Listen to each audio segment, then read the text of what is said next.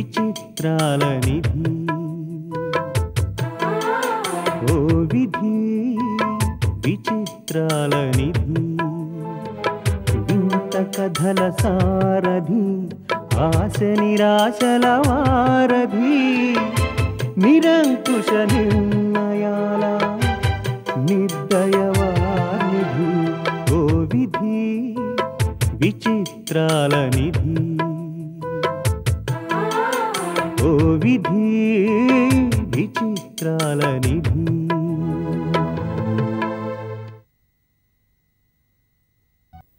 ఒక్కసారిగా మీరంతా రిజైన్ చేసేస్తే బిజినెస్ మొత్తం దెబ్బతింటుంది. ఇంతవరకు డీలర్స్ దగ్గర మనకున్న రెప్యుటేషన్ మొత్తం పాడైపోతుంది.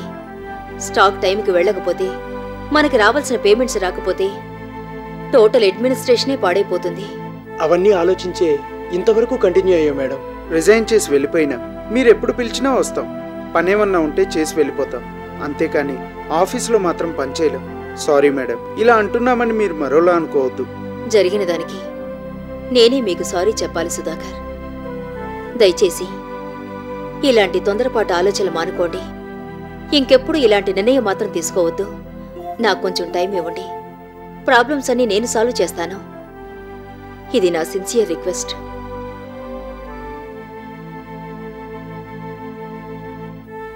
మీరింతగా చెప్తుంటే కాదని ఎలా అనగలం మేడం? ఈ విషయంలో తొందరగా ఒక నిర్ణయం తీసుకోవడం మంచిది మేడం. మేము వెళ్ళొస్తాం మేడం.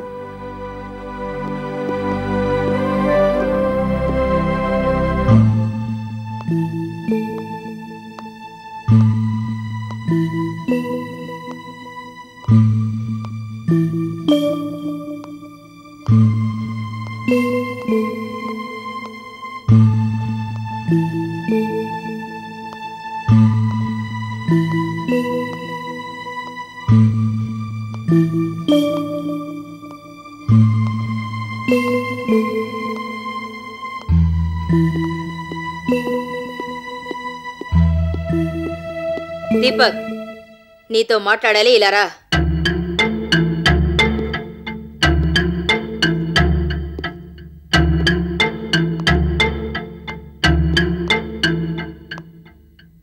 భార్గవిని ఏ పోస్ట్లో అపాయింట్ చేసావు? పిఏగా అపాయింట్ చేశాను. ఏ క్వాలిఫికేషన్స్ ఉన్నాయని అపాయింట్ చేసావు? క్వాలిఫికేషన్స్ కంటే భార్గవి ఇంటి పరిస్థితులు చూసి ఉద్యోగం ఇచ్చాను. పరిస్థితులు బాగోలేని వాళ్ళు పీజీలు పిహెచ్డీలు చేసి కూడా పూట గడవని పరిస్థితుల్లో ఉన్నవాళ్ళు ఈ దేశంలో చాలా మంది ఉన్నారు. వాళ్ళలో ఎవరినైనా పిలిచి ఇవ్వచ్చుగా. భార్గవికి ఎందుకు ఇచ్చావు? ఆ చాలా మందిలో భార్గవి కూడా ఉంటుందని ఇచ్చాను. నిజంగా అందుకే ఇచ్చావా? ఏది నా ముఖంలోకి సూటిగా చూసి చెప్పు. అది ఒక కారణం కావచ్చేమో కానీ అదే కారణం మీద మాత్రం ఇవ్వలేదు. ఏమంటావు? ఎలాగో ఇచ్చాననుకో, ఇప్పుడు నష్టమేముంది? ఆ అమ్మాయి జాయిన్ అయిన దగ్గర నుంచి అంతా నష్టమే. అలాగని ఆఫీస్ స్టాఫ్ చెప్పారా? ఒకరు చెప్తే తెలుసుకోలేని పరిస్థితికి నేను ఇంకా రాలేదు. ఇప్పుడు ఏం జరిగిందని ఇవన్నీ అడుగుతున్నావు? ఏం జరుగుతుందో నీకు తెలీదా? తెలిస్తే ఎందుకు అడుగుతాను? ఆ ఎగ్జిబిషన్ కాంట్రాక్ట్ మనకెందుకు రాలేదు? జరిగిపోయిన వాటి గురించి ఇప్పుడెందుకు? ఇక ముందు అలాంటి పొరపాట్లు జరగకూడదని. పొరపాట్లు అందరూ చేస్తుంటారు, కానీ పొరపాట్లు అలవాటుగా మారితేనే ప్రమాదం. ఇంతకీ భార్గవికి ఉద్యోగం ఇవ్వడమే తప్పంటావా? ఉద్యోగం ఇవ్వడంలో తప్పులేదు, కానీ అర్హత లేని అధికారాలు కట్టబెట్టడం తప్పు. అదా ఆఫీస్లో భార్గవి క్యాడర్ పెంచినందుకు ఈ పంచాయతీ కాదు, హద్దులు మీరి ప్రవర్తిస్తున్నందుకు. అలా ప్రవర్తిస్తోందని ఎందుకు అనుకుంటున్నావు? చేస్తున్న పనులు బట్టి. అంత కాని పనులు ఏం చేసిందని? నీకు తెలిసి కూడా నా నోటంట వినాలనుంటే చెప్తాను. ఇవన్నీ చెప్పిందానివి అదొకటి మానేయడం ఎందుకు చెప్పు. మాలతి ఎంత సిన్సియరో మనకి తెలుసు. తెలుసు కూడా 10:15కు వచ్చిందని మెమో ఇవ్వాల్సిన అవసరం ఏమొచ్చింది? ఇన్నేళ్ల సర్వీసులో తనకెప్పుడు లేటుగా వచ్చిందన్న రిమార్కే లేదు. ఒకప్పుడు రాకపోవచ్చు, అలాగని ఇప్పుడు ఆఫీస్కి లేటుగా వస్తే చూస్తూ ఊరుకోవాలా? ఆఫీస్ కంటూ ఒక టైము పాడు ఏడ్చాయిగా. లంచ్ టైంలో భార్గవి బయటికెళ్ళి గంటల తరబడి గడిపి వచ్చినప్పుడు ఈ టైము పాడు నీకు గుర్తు రాలేదా?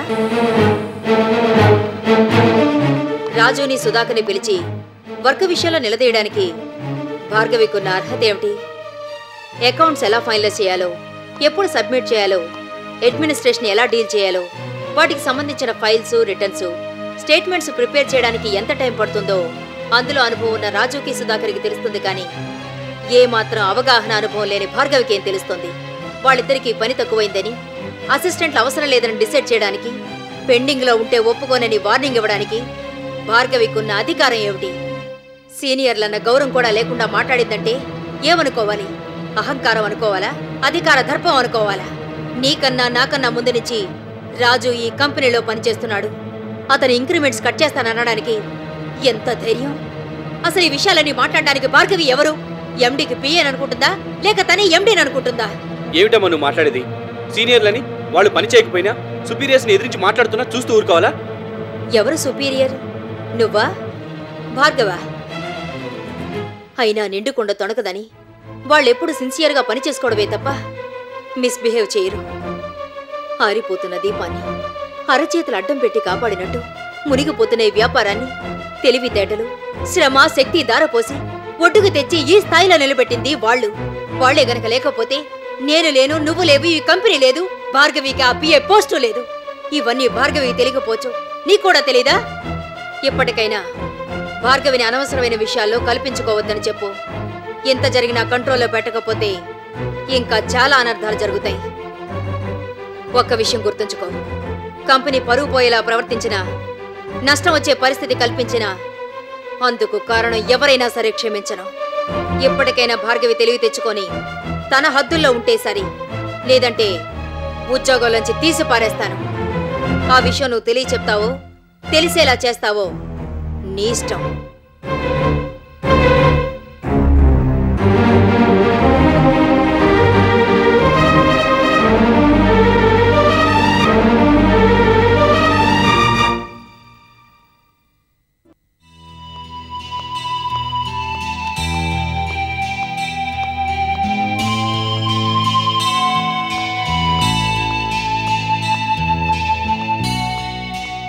Good morning madam. మీరు ఇలా వచ్చారేంటి? ఎవరినైనా పంపించలేకపోయారా? అర్జెంటుగా క్యాష్ కావాల్సి వచ్చింది. ఆఫీస్కి వెళ్ళి ఎవరైనా పంపించాలంటే టైం పడుతుంది. ఎలాగో దారిలోనే కదా అని నేనే వచ్చేసాను. మీరు కూర్చొని ఉండండి, క్యాష్ తెప్పిస్తాను.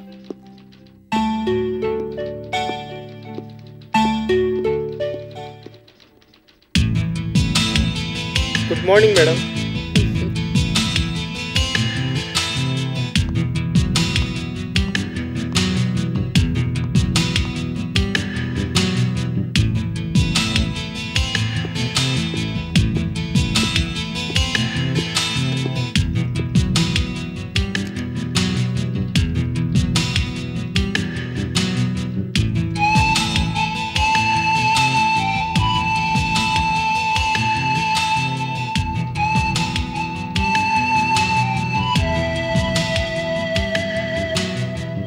ఓకేనా మేడం?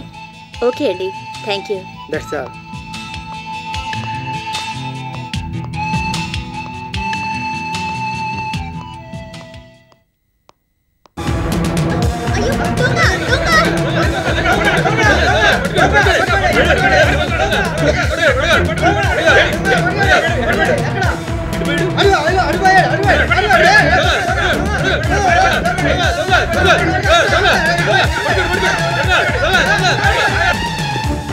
ఆగు!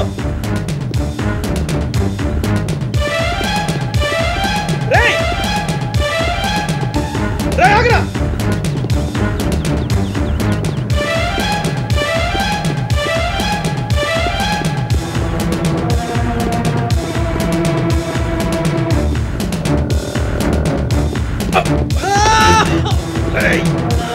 దొంగతనం చేసి పారిపోతావరా? చూడలేదు.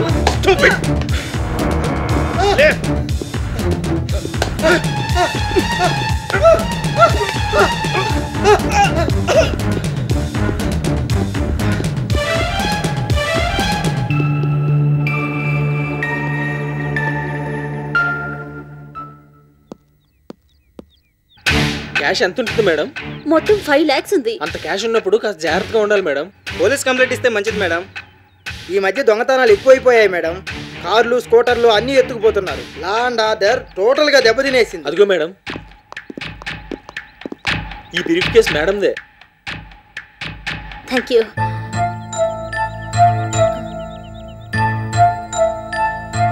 మీరు గిరి కదూ? అవును మేడం. ఇంతకు ముందు మీరు మిసెస్ రోజీ కంపెనీలో పనిచేశారు కదూ? చేశాను. ఏదో క్రిమినల్ కేసులో జైలుకి వెళ్లారనుకుంటాను. అవును మేడం. ఇప్పుడేం చేస్తున్నారు? ఇప్పుడేమీ చేయట్లేదండి. ఏదైనా జాబ్ దొరుకుతుందేమోనని ప్రయత్నం చేస్తున్నాను. మీరు రేపు ఒకసారి ఆఫీస్కి వచ్చి కలవండి. అలాగే మేడం. ఉంటాను.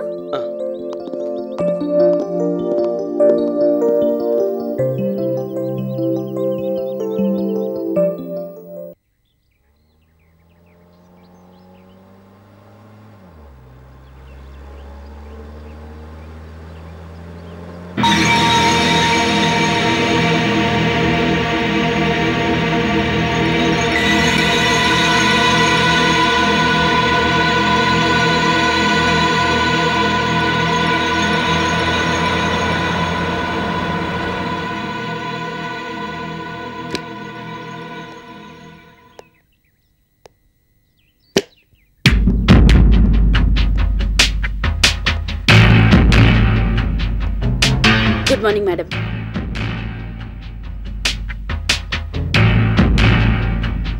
ఏమిటి మేడం అలా చూస్తున్నారు? కట్టు బొట్టు నవ్వు నడక అన్నీ మారిపోయాయి కదా. ఎంత అందంగా ఉన్నావో చూస్తున్నాను. గుడ్, మంచి ప్రోగ్రెస్. ఈసీజీ తీయిస్తే దీపక్ గుండెలో భార్గవి తప్ప మరేది కనిపించదనుకుంటాను. కారు కూడా దీపక్ ఇచ్చిన ప్రేమ కానుకేనా? అవును మేడం. నడిస్తే ప్రియురాలి పాదాలు కందిపోతాయని కారు కూడా కొనిచ్చాడనమాట. కట్టుకున్న పెళ్ళానికి ఏనాడు పట్టడు మల్లెపూలు కొనివ్వనివాడు నీకు కారు కొనిచ్చాడంటే అతన్ని ఎంతగా ఇంప్రెస్ చేశావో, ఆత్మీయంగా ఎలా అల్లుకుపోయావో అర్థమవుతోంది. తప్పదు మేడం, నా డ్యూటీ అది. Very good. అంత కమిట్మెంట్తో పనిచేస్తున్నావన్నమాట. త్వరలోనే ఒంటి స్తంభం మేడ కట్టి తన వలపుల రాణిని అందులో కూర్చోబెట్టినా ఆశ్చర్యపోనక్కర్లేదు. ఇంతకీ ఆఫీస్లో నీ పొజిషన్ ఏమిటి? ఫోన్ పక్కనే కూర్చోబెట్టాడా? ప్రమోషన్ ఇచ్చి పక్కనే కూర్చోబెట్టుకున్నాడా? ప్రమోషన్ ఇచ్చి సెక్షన్ హెడ్ పోస్ట్లో కూర్చోబెట్టాడు. ఆఫీస్లో స్టాఫ్కి నేనే బాస్ని.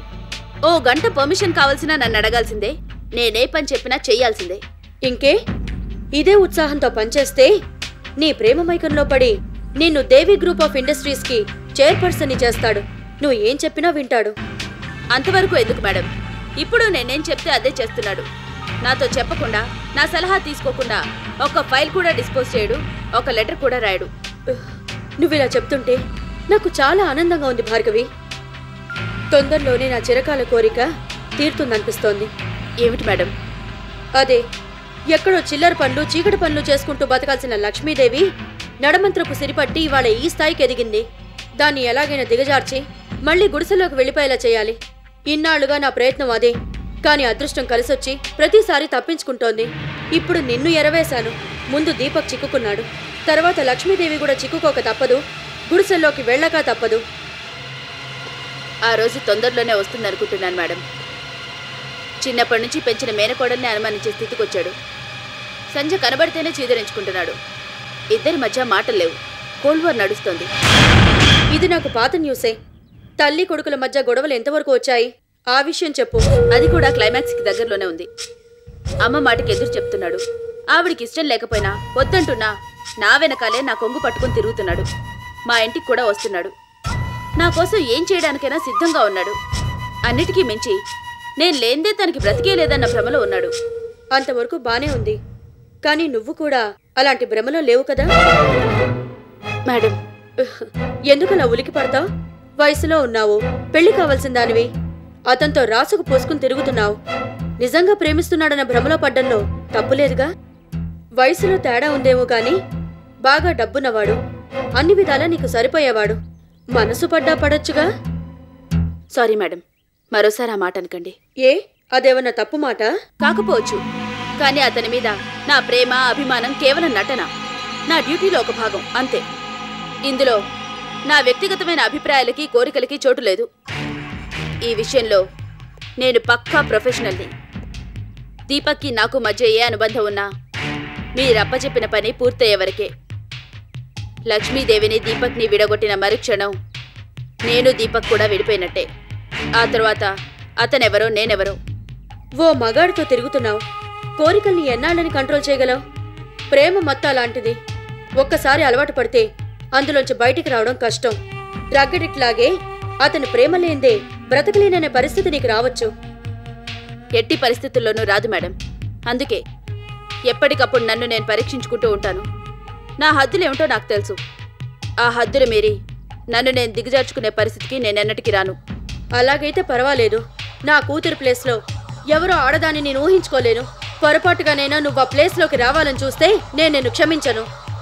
ఆ విషయం నాకు బాగా తెలుసు. అందుకని నా జాగ్రత్తలో నేనుంటాను. Then no problem. దీపక్తో నీ రిలేషన్ అలాగే కంటిన్యూ చేయి. తల్లి కొడుకుని ఎంత తొందరగా వేరు చేస్తే మనకంత మంచిది. డబ్బు గురించి ఆలోచించుకో. నీకెంత కావాలంటే అంత నేనిస్తాను.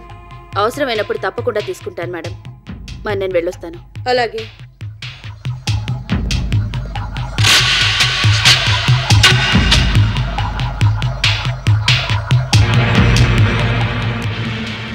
ఈ విషయంలో నేను పక్కా ప్రొఫెషనల్ని. దీపక్కి నాకు మధ్య ఏ అనుబంధం ఉన్నా మీరప్పచెప్పిన పని పూర్తయ్యే వరకే.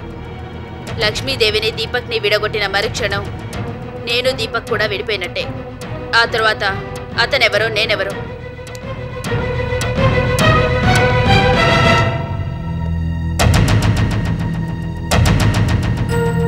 మాటలు టేప్ చేయాల్సిన అవసరం ఏముంది మేడం? That is Rosie. నా నీడని కూడా నేను నమ్మను భార్గవి. నిన్నెలా నమ్ముతాను? నిన్ను నువ్వు ఎంత కంట్రోల్ చేసుకున్నా ఏదో ఒక బలహీన క్షణంలో దీపక్ మీద మనసు పడచ్చు, ప్రేమించచ్చు. నిన్ను ప్రేమిస్తున్నాడని, గుడ్డిగా ఆరాధిస్తున్నాడని అతని మీద నీకు సాఫ్ట్ కార్నర్ డెవలప్ అవ్వచ్చు. అదే కనుక జరిగి నువ్వు దీపక్తో చేతులు కలిపితే నా పరిస్థితి ఏమిటి? అందుకే ఈ ముందు జాగ్రత్త. Okay bye. నువ్వు వెళ్ళొచ్చు.